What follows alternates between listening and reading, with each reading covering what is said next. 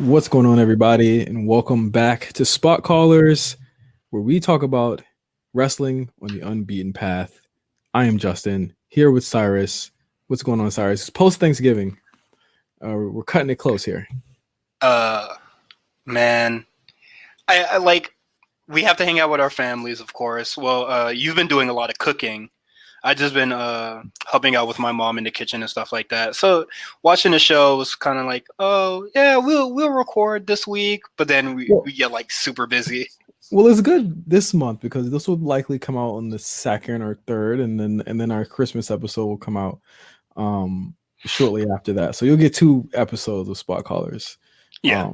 Realistically in December. So yeah, and I'm really excited to talk about the December show, but we'll get to that at the end of the episode. Mm-hmm. Before we start on this show, what are you thankful for, Cyrus? Oh man, I'm glad you asked this question because I just heard the Chatting with Nelson interview with you. Oh yeah, shout out to Nelson, and that episode is really, really great. Yeah, it's really nice. I think everybody should go out and listen to it. It's not on the usual RNC feed. You would probably just have to put chatting with Nelson on any of your like search engines on any podcast that you listen to. But I'm great. I'm thankful for the opportunity that RNC Radio and the A Show Network has given me doing this show, doing the Instagram stuff, and I think the episode's recorded a little after I got my midterm. I'm thankful for you helping me get an A on my midterm. Oh, come on, man. I think I mentioned that on the show too. Did I mention that? Yeah. No, you didn't mention it on the show. You mentioned me. Well, all the RNC members just briefly about just like making us more confident in ourselves and just being like, becoming personalities like Mark just being, just a super normal dude on Twitter. And then realistically, one of the greatest like podcast hosts I've ever heard. He is to me. Yeah, to me, he is like Mark is amazing. Please listen to RSPN. I don't usually keep up with sports, but I love listening to RSPN. The November issue of I'm Not a Genius. Excellent episode of that too. Like I felt like I put on the headphones and tried them out. Yeah, like he needs to do that. For headphones. I would love for Mark to do like some live stuff. That would be really, really awesome. Yeah, like some video stuff where he like goes into the store and then returns them and then goes back and buy them again. Don't even get me started. I was there when it happened. Man, I have to say, like, I'm thankful for you guys. I'm going the same way you are. I'm thankful for you guys. I mean, you guys keep me challenged. You guys keep me motivated to keep doing this, and obviously rushing through the show that we're watching this month. The show isn't good. So, and I think I knew that because you know what? I realized when I was watching it, I've seen it before. So I was like, when I saw it back in 2006, I saw this. I came on to obviously it happened in 2005, but the big thing was Joe versus Necro Butcher. That was the wildest. Think about it, in the 2005, that was the wildest thing that had ever happened. And reasonably so. Like we're gonna talk about it more in the match, but I have never seen Samoa Joe act like this. He never ever acting totally different. Yeah, he ain't never acted nothing like this. But yeah, we are reviewing, or we're going to the Mid-South, not the South, to review IWA Mid-South, Something to Prove, from June 2005. This was a period of time when I got to put on my old man hat here. I was just kind of getting back into wrestling, and the independents were what brought me back in a lot of ways. Seeing someone like CM Punk, in a lot of ways, CM Punk brought me back to wrestling after falling off of it for a while in high school, coming back to it when I got to college, and obviously following his career to IWA Mid-South. That was a pretty big indie promotion started by Ian Rotten of ECW fame. I don't know if you knew that, Cyrus, but I didn't know ECW fame, but I know Ian Rotten. that was his deal. I believe Punk even references him booking the Joe and Butcher match while he was high as a kite. I think he says Oh on the yeah. show. But yeah, it was a pretty big independent promotion. They were based in Indiana, so obviously that's how you can connect the dots with CM Punk, because that was very close to where he was.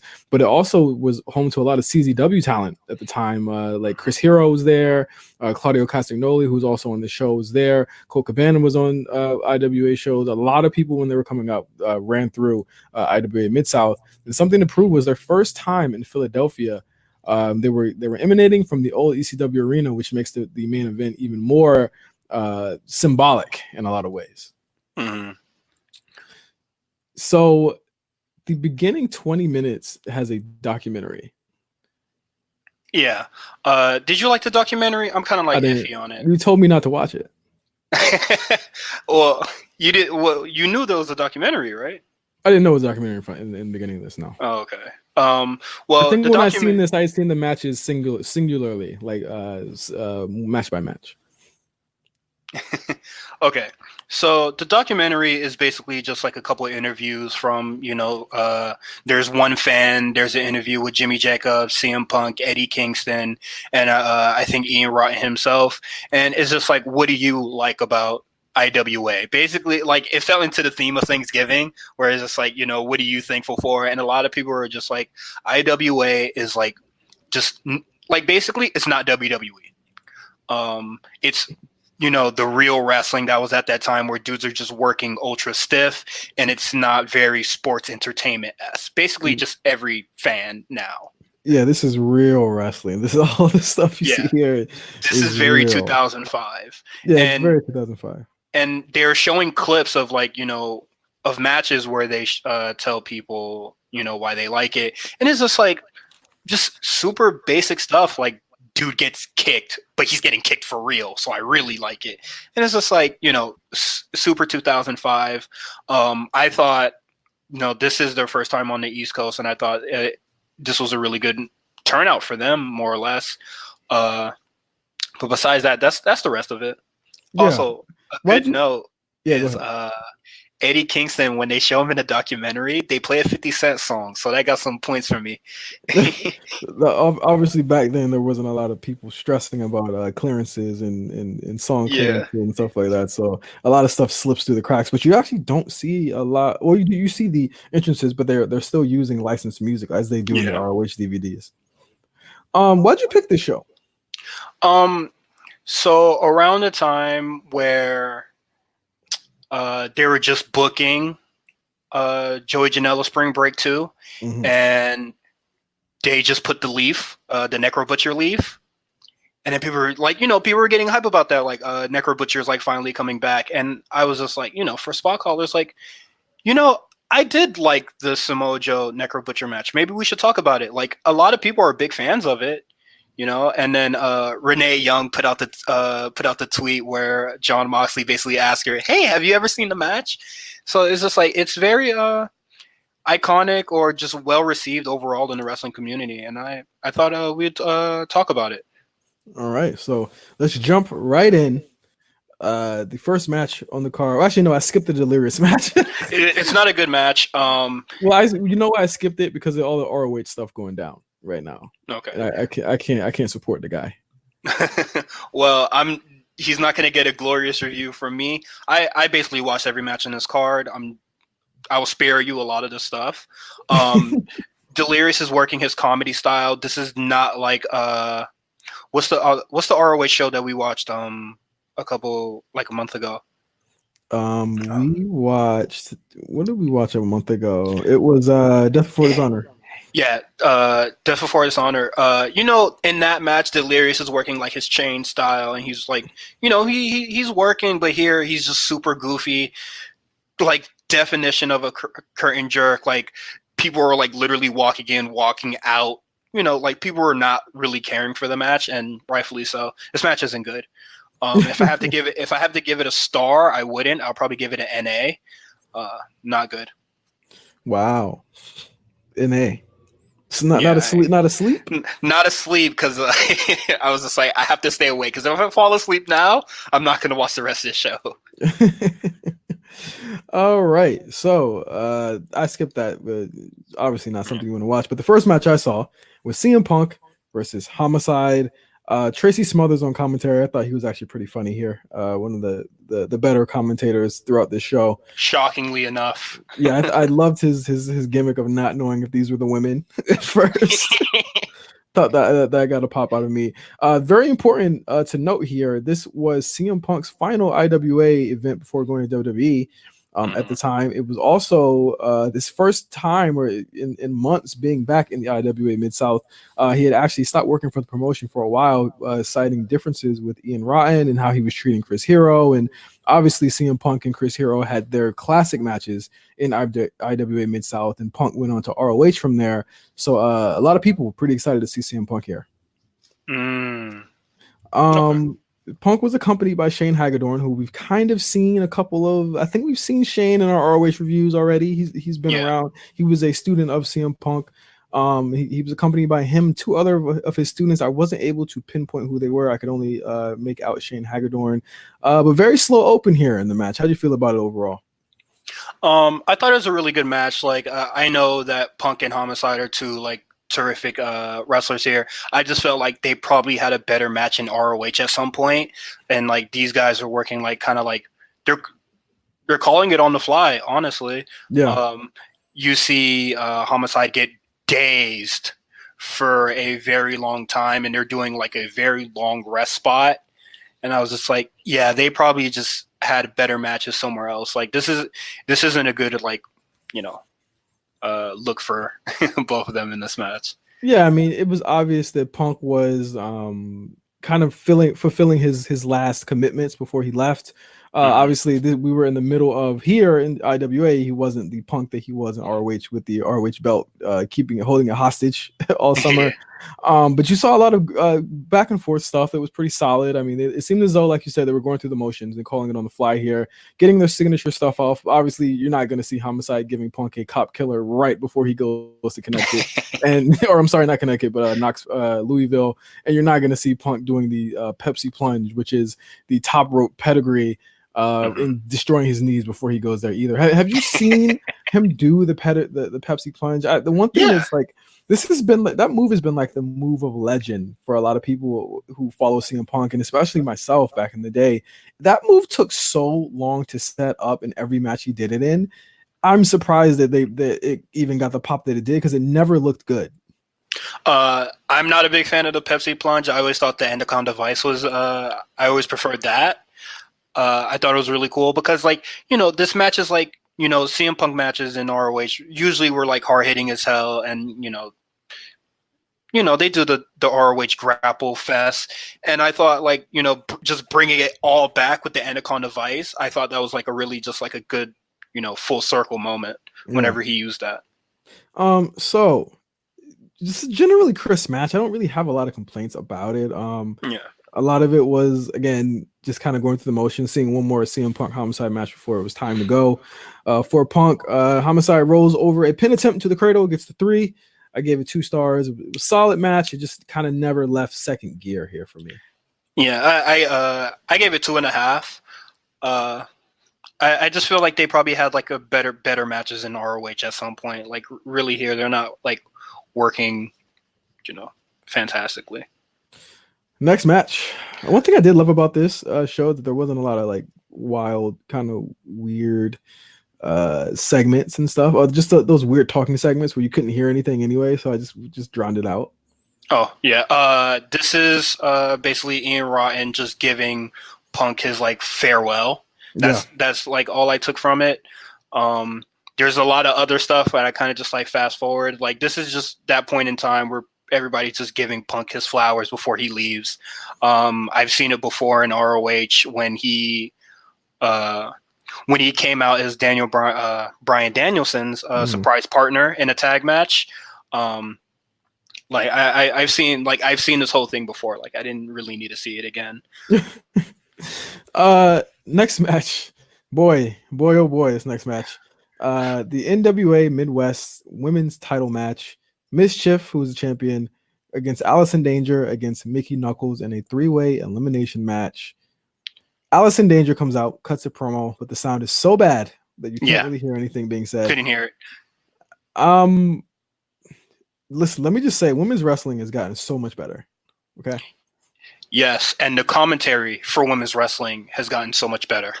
Yes, I think this is I believe Punk comes out here in the Yes. midway through the match. He joins in. I know you have a problem with it. I completely understand. Like, that's who Punk was. He was the No, internet troll guy back in the day. it like obviously, you know, with the way the world is now, you're super sensitive or whatever. But like, I understand that this pay-per-view is super 2005. Yeah. And you know, they're doing the whole thing, but the stuff that Punk is saying here, I'm just like, all right, come on. He's Just dial wild. it back. Yes, he is definitely wilding out here. But I mean, inside the ring, some pretty bad selling here from all three women. This is like playing with your little brother in the living room. Nobody is selling anything. Yeah. So I'm just getting moves off. Mischief clearly playing the kind of alpha heel here, but also Allison Danger again playing the heel as well. I think Mickey Knuckles was the only one that really had Only baby face here. Yeah, the only baby face here, and she kind of had that Tommy Whipwreck like appeal where she just was kind of like rough and tumble. She does get a little color here as well. She does bleed a little. Mischief toward the end of the match, she missed Allison Danger, and it becomes this huge like serious commentary moment where it's like, listen, this is like a green miss spot. Why is it so important? But it also served to protect her because she wasn't really eliminated by pinfall at that point. Yeah, I understand. It was also kind of weird. It was like, okay, what did she need to be protected, or what would have been the problem with her being pinned here? I'm not really sure. I wasn't really up on their respective promotions and their storylines at that point. I believe they were all in Shimmer, or at least Mischief for sure was, but I'm not really sure about what Allison Danger or why she had to be protected here. Punk on commentary at this point is just, he's kind of grating. He gets worse too. Oh. If you're watching this show, which is available on High Spots Network, Punk, like, if I were to like show you or just like put out a clip of what Punk is saying here, super incriminating. No one's gonna mention that though. All the wrestling wokes aren't gonna mention. Oh yeah, just fall on deaf ears. But Punk is saying some of the most sexist, misogynistic, like just the worst stuff. They're too concerned about light up title belts to worry about this. Mickey is hit with a spiked vest that Mischief wears out to the ring. I thought that spot was hard. Yeah, it was a pretty good spot there. And which makes her bleed. Quickly though, Mickey wins with the Shining Wizard to the head of Allison Danger, which fire. At that point, it was like a 1-on-1. I gave this one a 2.5 star rating. A lot of chicanery. It was pretty slow, but I thought that the crowd really got behind Mickey Knuckles at the end here. Man, I'll give it like 1 3/4.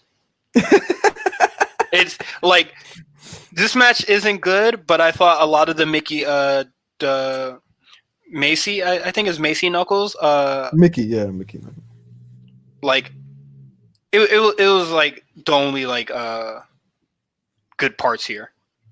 Yeah, Mickey was a pretty good babyface, playing off the heels. I thought Allison Danger would have got a lot more because they did give her the opening promo that went on forever, but then she just gets unceremoniously dumped out with miss to the face. I don't know what, but like it's not the best match. Yeah, no, I wouldn't go out of my way to watch that. Big celebration here with Punk hamming it up, saying he's going to go out and attack Allison Danger. This is not his only disparaging remark against women within the next 10 minutes. So,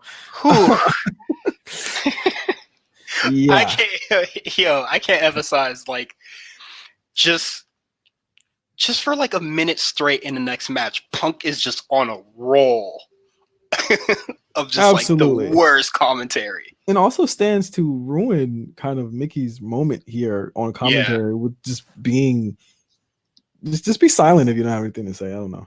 Yeah. If you thought Lawler was bad. Oh yeah, or you thought JR was bad in the women's matches.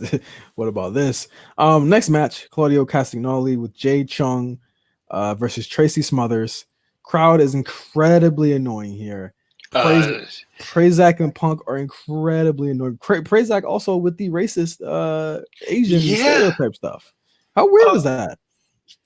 Like, one of my, like, I think he's a phenomenal commentator. I thought, like, every time I watch old ROH matches, like, he's like the best part about it.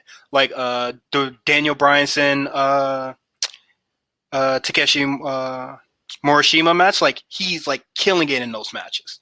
Like, elevates it for me. Here, just a completely different guy. I don't even know who he is anymore. And also, like, his homeboy Punk is there, so he's hamming it up with Punk, and Punk saying, "I'll beat Jay Chung up. I hit women now," and all this other stuff. It's just a lot of just like, it turned from sexist to super racist and sexist at the same time. Yeah, he keeps getting Jay Chung's name wrong. I thought that was really, but again, it's a sign of the times, you know. As far as inside the ring, Claudio, Cesaro, whatever you want to call him, still kind of figuring it out here. I felt like his style was kind of a hybrid technical strongman style here. He is not the performer that we would see in later years. Just like on the indies, like, he's just not good here. Like, the abdominal stretch that he does, and he's trying to grab the top rope for leverage. Like, what are you doing? And then when he's doing like the headlock spot, and then he tries to get leverage on the ropes, but he's nowhere near him. Yeah. So his body is like at like a 145-degree angle. Like, what are you doing? I think a lot of it is probably the fact that he has hair. He didn't get fired until he was balding. Yeah, he didn't get fired until he was bald. I think a lot of it was the hair. It was just really fucking him up here. Claudio wins this match. I don't have much to say on this one either. I gave it like 2 stars. I thought Tracy Smothers was kind of like, I have nothing to really say about him. The notes I have here is like, this is like commentary super 2005. Tracy Smothers is like result 35 on a call randomizer, like, just generic white dude. So like Claudio, not in his bag here. No, not at all. It just was a solid match. Claudio, of course, getting his win back from, I believe, their last event, where he lost, and he was getting his win back here. So there you go. Another CZW guy on the card, also 2 CZW guys actually. Next match, tag team 6-way tables match. That's right, 6 ways elimination tables match. Jeez, man. I said, why would you no book thanks. this? I said no thanks to this one, Cyrus. If you watched it, let me know. Okay, I watched it. The notes I have here, I'm going to keep it brief. Eric Priest is what EC3 would be with TV time. Oh my God. Chad Awesome is a funny ass name. This match is boring as hell. I think it was Austin. Chad Austin, I think. Oh, I thought it was awesome. Nah, it's not cool anymore.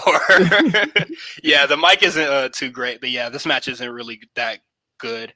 And then we get another 6-man in the next match, which is also not that great either. I thought Eddie Kingston was like really cool in that match, like the faction that he was a part of with Jang Chung. Yes. But this 6-man elimination, like, it's like a tag team elimination. Not good. Yeah, I believe Vito won. Vito and his partner, who was he? Forgot his name. I lost it. Sorry, it's Vito won. Vito's team won. 1 star. Wow, I gave it NA. Knowing how these matches get, and knowing that we were getting to the death match portion of the show, I was like, okay, I can lose this one. Yeah, this is not a good match. All right, next match, Bad Breed and Nate Webb, that is Ian and Axel Rotten, versus Madman Pondo, JC Bailey, and Toby Klein. 6-man tag match. Cyrus, take it away. This is your type of match. This match gets bloody very fast. Almost immediately. Almost like they came out bleeding. Yes. Everybody gets in the ring. The bell rings. Somebody's getting hit with a staple gun. Like, quick as hell. Like, it's If you're not a big fan of death matches, like you could absolutely skip this. If you're, still upset over the Kenny Omega, John Moxley, lights out match, you can absolutely skip this because that's baby shit compared to this. Yeah. I just don't understand. Alex in Danger joins commentary here and has a passion of, this is so timely and dated, but has a Passion of the Christ reference. Yeah. Just again, 2005 in a nutshell of what people cared about. It was very much like, this is the era that, like Cyrus, people say, man, I wish this was the old days. This is the old days they're talking about. Like, this is not the time you want to be in. Oh man, everybody's so sensitive now. And then you like have this dude talking about like he wants to beat women and like, he hates Asians. Like, come on, son. Jesus didn't get a lot of heat for that one or something like that in the movie. As far as the match, I thought I enjoyed it. I'm not gonna lie. It's fun. I thought it was a fun match. I think that Nate Webb is one of my favorite CZW guys from back in the day. So seeing him do his job do his work is really cool. Yeah. What I didn't like was the scissors spots. I turned my head at those. So my relation with Nate Webb and the scissor spot both just goes back to Joey Janela Spring Break, where I think Jimmy Lloyd takes a very like dangerous like scissor spot to the throat. Eesh. So whenever I see scissors in death matches, I'm just like, no.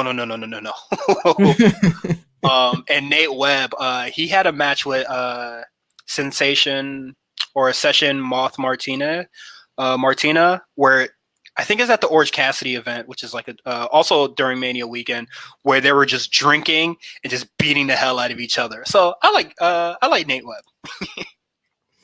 Yeah, it is just a really violent match. There was one spot where like he's scraping the scissors on his head outside, where I think it was Ian was doing it.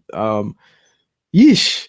But Bad Breed does win, of course, obviously, because the Bookers are on that team. But right, I didn't realize that was the Booker at the start, and then when I saw them getting their hands raised, I was just like, so he booked himself to win? What an asshole! Yeah, that went along with a lot of the IWA stuff there. I think Ian Ryan was a detriment and also an advantage to IWA. I mean, he was able to get the young talent when they were relatively young and didn't cost a lot, and they were super well known and popular, and it was early in their careers. But he was also kind of like the Dusty of that promotion, whereas like it was really his way or the highway, and it rubbed a lot of people like Punk and like Chris Hero and a lot of other people the wrong way. There was a IWA Championship Gauntlet match featuring Jimmy Jacobs and Chris Hero. I'm just gonna be honest. I'm not a huge fan of Jimmy Jacobs as a wrestler. I'm not either, and I think it's like due to a lack of like. Sometimes I think it's due to a lack of context in a lot of his matches and like his gimmicks and just what he was doing around in 2005. But like I've seen him here. I've seen him in other ROH stuff. I'm not in love with the dude. Like I don't like his matches. I don't think he's that great of a performer. I don't think his promos are really that great either. But I do see his promo influence in like stuff that he writes later on in the future. Right. Like I think his promo before this match, or just like not like directly before this match, but just like later on in the pay-per-view, is like really shades of like probably like an MJF type of talent, Yeah. This does end up with, at the end, with the match that we all really wanted to see anyway, not Eric fucking Cannon. Jimmy Jacobs and Chris Hero, who go around 10 minutes, I think. And it's not good. It's not Chris Hero's strongest moment here. But he does try and get Jimmy Jacobs over as much as he can, who Jimmy at this point was having quite a renaissance in a lot of ways. Yeah. I think he was just like a fantastic heel because a lot of people did, just hate how he presented himself. So he just got natural heat, aka people are homophobic. But like, he worked to that in his advantage. I don't know if you heard it, but somebody just drops a huge F-bomb. Yes. While he's wrestling, and then I was just like, man, he's getting really good heat. But like, this is not the good old days. Like, that's not a good thing. But like, he played it up pretty well. This isn't the best we've seen Hero. I feel like that's a case for a lot of these dudes that are on this card. Like, they're just not they're not giving it their all, except probably like Eric Cannon. Yeah, I've never been a big Eric Cannon fan at all. So I as soon didn't as I saw him, I pieced out to the last 5 minutes. I didn't do the thing where I go on Cage Match and see like where's the last place he worked or if he's still living. That's like I don't like to be that grim, but like when you're wrestling, especially like It happens. on the indies in this time, like you pass. Oh, he's 30, 36, freelancing. Where is his last match? Let's see. Are you looking it up right now? Yes, I'm looking it right now, and I'm looking for matches. Shout out to Cage Match. He's had a match last week. Wow. At PBC Rice Street Rumble Brawl 2019 in Minnesota. Oh, good for him. Active. Good for him. I'm glad he's still finding work. I mean, there's a lot of work to go around these days. Yeah. In pro wrestling. Main event time. Sorry, so you ready? Joe versus Butcher. Eddie Kingston and CM Punk on commentary with Dave Prazak here. Eddie Kingston, no more of a commentator, just a guy that keeps screaming, "Holy shit, no shit, I can't believe this is happening." The criticisms that they gave Renee Young when she was on commentary. Yeah, pretty much. Punk ditches all the racist stuff. I think when I originally watched this match, I thought, these guys are pretty good on commentary, except Eddie Kingston. He just does his onomatopoeias, but Punk cleans up here. Yeah, he cleans up a lot, and I think obviously Joe is his friend, so he wants to make him look good. So that's a big reason why. Joe tosses the ref early, and we get straight to brawling. Lots of brawling. Love that. Still, I popped when I first saw it, and I popped when I saw it yesterday. I love that they're just bullied the referee. Like nobody wants to see this like a grapple fest, even though they play that they play it up a lot on commentary, where they're just like, this match can go any way. Is Necro Butcher going to wrestle Samoa Joe, or is he going to try to kill Samoa Joe? A little bit of both happened here. I did not for nothing, for a 9-minute match, this felt like one of the breeziest. Like, it felt like 4 minutes. Honestly, it was really, really quick match to go through, and I liked the fact that it was like, it was Joe trying to put this guy away, and it would take more than just a pinfall to do it. They fight outside the ring very early. Joe gives him some really stiff kicks on the outside, and it gets to the first spot that everyone remembers from this match, and that is the power slam on the floor spot, which does not look any better anytime I see this spot. Why would they try and do this? I wish he got the power slam all the way where he rotated and rotated fully and landed on his back. But there would have been no way. There would have been no way for him to get that power slam off correctly without hurting both of them. And I think he just chose the lesser option, which was just hurting Butcher.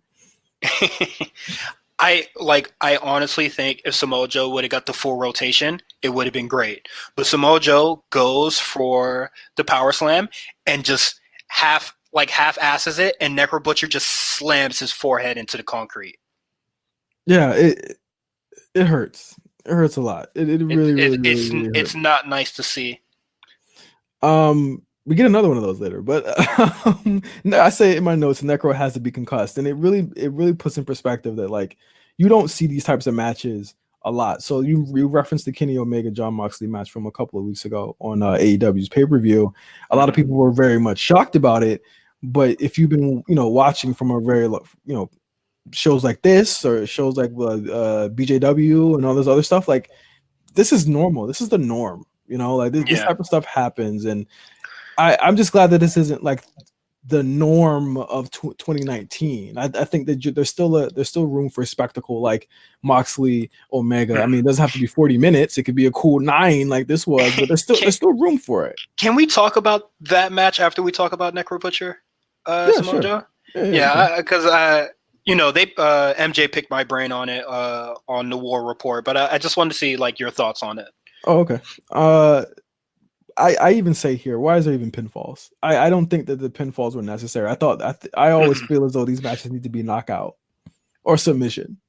Yeah, if Samoa Joe would have choked him out at the end, would have been perfect. Yeah, it would have been very much perfect. But Joe, he attempts and be clear, I don't think Necro attempts any pinfalls here at all. Oh, he's too busy getting his. I think he attempts like one time, but it's very early into the match. But Necro Butcher, like, soon as they go into the outside, Necro Butcher is no longer in the offensive. Yeah. At all. It becomes just really just him taking a lot of offense. Samoa Joe just going hard on the training dummy. Exactly. There is an attempted exploder, and I say attempted very, very hugely. Oh my god. Off of the apron. Again, why try this? Necro doesn't get the full rotation, likely because he's not that athletic. He lands on his head again. Right on his forehead. Honestly, it just like I thought Samoa Joe, like they're both outside the ring on the apron. I thought Necro Butcher was going to run into him and then do like go for a Uranagi.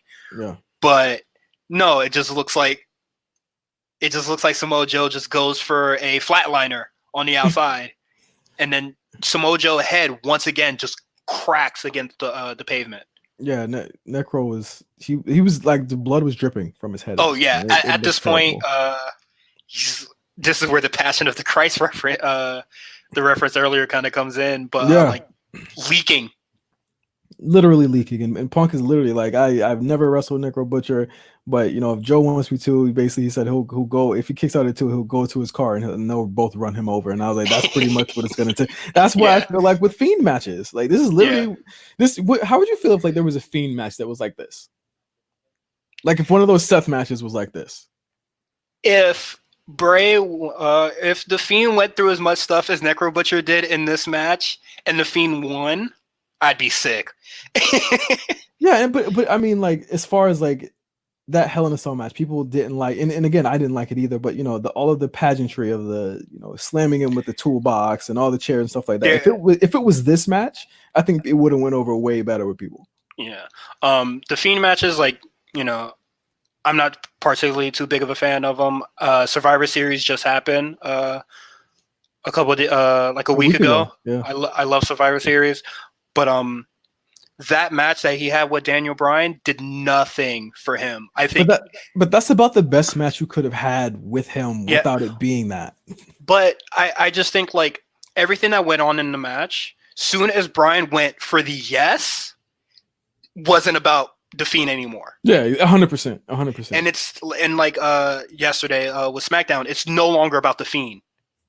Yeah, because on his own, he doesn't have like a It just seems like they're doing more stuff for like the dudes that he's like going up against, and like it's like they're not really helping out the Fiend in any way.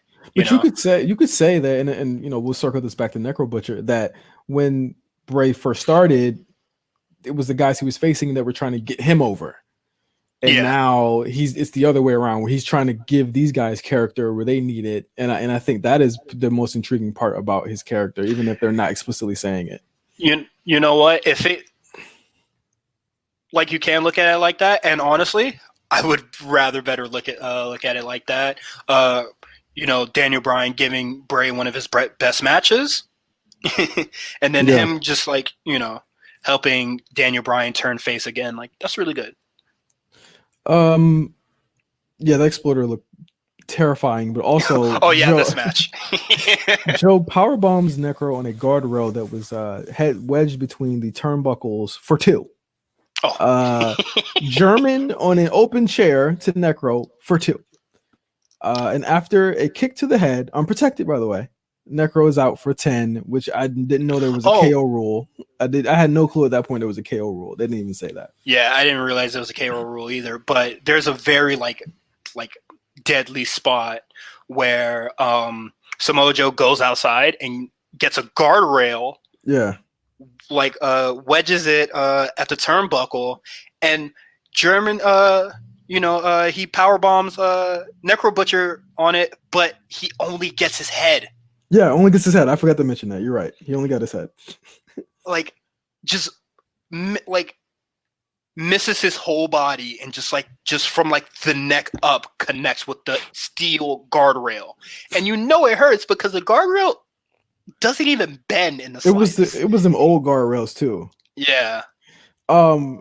Did you like it? It just really looked like Joe was doing this on purpose, and I love that feeling of like he was literally trying to kill this guy. Yeah, I love that energy from Samoa Joe, where like his brutality looks real. Yeah, it looked really, and especially the kicks and everything. It looked Yeah. very, very painful. Of course, Necro is KO'd at the 10. And to get his heat back, I guess, for some reason, Necro gets right up. Yeah, he like power backs up and like Samoa Joe like leaves, like scurries out. I would have given this a really high score back in the day, but I think that Oh yeah, the matches that have followed this and other promotions, even within the last decade, of kind of took this blueprint and made it way better. So I give this about a 3.5. Same. I'm fairly new to wrestling. Started watching 2015. I seen this match probably in 2006. I thought it was really cool. But like now that we've seen all this wrestling come out, like this match doesn't really hold up too well, if you ask me. Yeah. So I probably just give it 3.5. Yeah, and I mean, to go back to the point of the Omega Moxley match, I think that match was a spectacle. And that's what you needed, and that's what you need in a promotion like that, to kind of give them like, okay, this is what we do, and that's what I thought was exciting about it. Yeah. What I didn't think was that where this match was, again, 9 minutes and got its point across, this became that match became masturbatory at about 35, 36 minutes, where it was a lot of them just laying around for 5 minutes at a time and then getting up and throwing each other again through something or something like that. Like there was a brutality in this match that was missing or is missing from a lot of these matches, these types, these days. Like, the only problem that I have with the Kenny Omega John Moxley match is that it's too long. That is it. I think the match is great outside of its length. It is a really good death match outside of its length. Yeah. Like we watched like the first show that we did with Spot Callers. Like the main event is probably like, about like 20 minutes. No, yeah, like it wasn't that long. Like 300 light tubes. Like, how much can you really do with that? Yeah. Not much. Make it short. I think that, really, and, I don't take these types of matches for granted, but, this was like an anomaly back then. And now you see it now, it's like an anomaly now to American audiences. And, just considering this was an American independent promotion, but that type of style is not new, and I would hate to see this be repeated. And even with AEW now, you're seeing this type of match a lot on their shows, or at least like the level of brutality a lot. And you want to become an alternative, obviously, to the competition, but you also want to make this match special. I think too many lights out matches is going to be overkill. I think you have them like this, and you retain the same style as this match. I think everyone needs to, I called it a blueprint for a reason. These matches should not be more than like 10 minutes long, or else it gets like, it's just, it's unrealistic. It's unbelievable. You believe the Necro Butcher knockout because he had gone through so much before and he wasn't kicking out, or he wasn't staying down for anything. Yeah. So again, if I see these types of matches, I definitely love to see them shorter and more compact and more planned out. And that's why I think I enjoyed this a lot. Yeah. Like just like IWA in the beginning of the pay-per-view, they talk about being an alternative. Yeah. And just be a good alternative, man. I wouldn't particularly recommend watching this show too much. I think you should just watch the Necro Butcher match because it's free on YouTube. Yes. One match show. It really is a one match show. I don't think Punk and I couldn't recommend Punk and Homicide too much. I just think they had a better match somewhere else. One match show for real. Yeah, one match show. I feel the same way, but you have a epic match like this, you got to see the rest. You got to see where it builds up to and where it leads to. Also seeing Samoa Joe in his prime. My favorite. A goat then, and a goat today. But that was IWA Mid-South, Something to Prove from June 2005. Next time you hear from us in just a few short weeks, maybe 2 at most, we will be. I'm so excited for this because Cyrus has gotten to choose the last like 3 shows. So excited for this show. ECW December to Dismember 2006, featuring the Extreme Elimination Chamber. We will go all through the pay-per-view that got Paul Heyman fired from the WWE, and we'll talk about a couple of other matches. Since this pay-per-view isn't that long, it's about like 2 hours, like almost flat. We'll talk about some other matches that I sent to Cyrus and Cyrus sent to me. It'll be kind of be like Secret Santa for wrestling. So we'll talk about those matches as well. But we are nearing the end of a year, the first year of Spot Callers, ending it off with a bang with that match, with that show. I think next year, we'll probably be more diverse. I don't know if we're gonna go to off the beaten path where we're in the swamps or in the trenches. But please God no. But follow me on Twitter at H_visibility. There is a Google form that you can fill out if you just. We'll put it in the description. We'll put it in the description for this episode. Yeah, just let us know what you want to watch. A lot of people want us to watch some Lucha Libre. I don't know what's up with that, but there's a lot of Lucha Libre recommendations in there. All right, cool. I mean, I'm down as long as we can find it. Yeah. As always, follow us at RNC Radio Live. Follow me at OGJohnny5, and follow and subscribe to us at A Show RNC, where you can find the A Show, of course, with myself and Meals, the War Report with Cyrus and MJ, and of course the show you're listening to right now, Spot Callers with myself and Cyrus. So we'll see you in just a couple of weeks for our December episode, our second December episode. This is the November episode. With ECW December to Dismember 2006. Until then, peace out, guys.